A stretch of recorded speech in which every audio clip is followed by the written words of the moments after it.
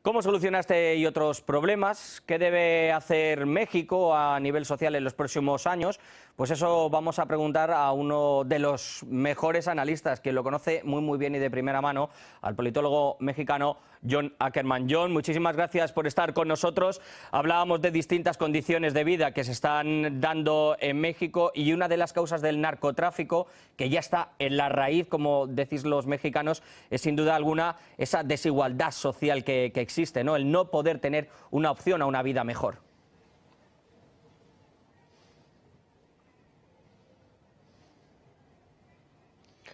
Así es, Javier, es un problema muy fuerte que tenemos en México, tanto la pobreza como la corrupción.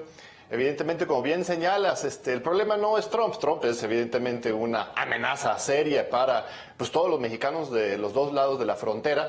Pero los problemas los venimos arrastrando desde hace mucho tiempo. Hay una crisis económica, política y social que recorre décadas y muy agravadamente en los últimos años. El salario mínimo en México, la cifra que tú ofreciste, Javier, de hecho es el salario al día. El verdadero salario mínimo por hora en México es de $0.44 la hora, es decir, 44 centavos la hora de ese trabajo. Y por otro lado, la cuestión de la corrupción es gravísima. Recientemente descubrieron, por ejemplo, un gobernador de uno de los estados más importantes del país, Javier Duarte, el estado de Veracruz, que se había ido con miles y millones de dólares robados directamente del gobierno estatal y lo dejaron fugarse, escaparse en una acción coordinada con el gobierno federal Enrique Peña Nieto. Entonces, no solamente es una corrupción de abajo, sino es una corrupción cubierta y protegida desde las más altas esferas del gobierno mexicano.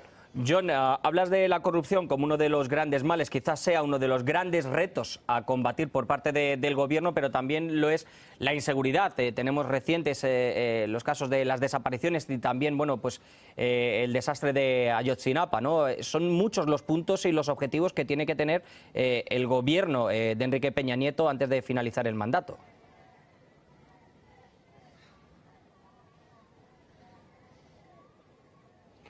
Pues están vinculados los dos temas, la corrupción y la violencia. La razón principal por la cual tenemos tanta violencia en México es que precisamente las instituciones públicas no están claramente separadas de las organizaciones delincuenciales. La raya entre los buenos y los malos pues ya es cada vez más difícil distinguir. El mismo gobierno, desde a las autoridades municipales hasta el gobierno federal, pues están negociando con y trabajando con la delincuencia organizada. Esto es el central problema. Tú mencionaste el caso de Ayotzinapa, ya tenemos más de 2 años después y todavía no sabemos qué pasó con los 43 estudiantes desaparecidos el 26 de septiembre de 2014.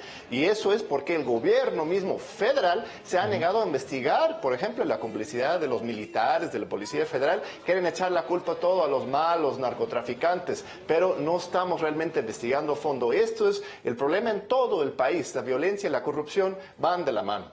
Hablábamos también de la inmigración. Peña Nieto invitaba hace unos días a Donald Trump, ¿no? Le veíamos la conversación que habían tenido. No sé si tuvieron la oportunidad de dialogar desde luego del muro, pero es una de las mayores preocupaciones que existe ahora mismo en México. ¿Qué posibilidad real ves tú que exista este muro y que se ha levantado?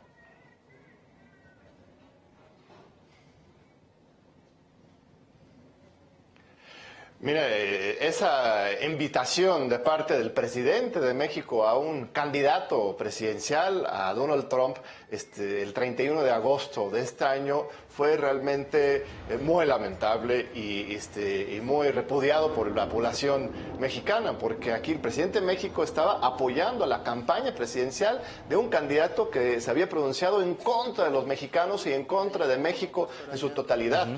Entonces no sorprende que ahora que Trump ganó la elección, el presidente de México, Enrique Peña Nieto, en lugar de poner una posición digna de defensa de los mexicanos y de México, pues anuncia que va a tener esta actitud constructiva. es muy interesante la elección de palabras, porque la construcción, justamente lo que estamos hablando, lo que está hablando Trump, es la construcción de un muro.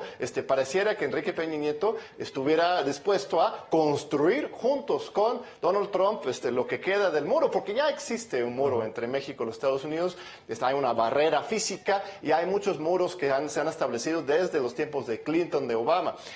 Aquí el gran problema es justamente esta falta de defensa de México, de los mexicanos, de parte de Enrique Peña Nieto. Del otro lado, en los Estados Unidos, no solamente hay unos 12 millones de inmigrantes recientes, sino hay una población de más de 30 millones de personas que tienen ascendencia mexicana. 30 millones de mexicanos al otro lado de la frontera. John, y eso va a ser un gran aliado, yo creo, en la lucha conjunta de América del Norte para democratizar Norteamérica y para resistir a estos ataques de Trump. Pues veremos qué es lo que sucede finalmente con este dichoso muro, si lo podemos llamar así. Muchas gracias por estar con nosotros. Disculpa porque el tiempo nos apremia. Muchísimas gracias por estar en el Zoom.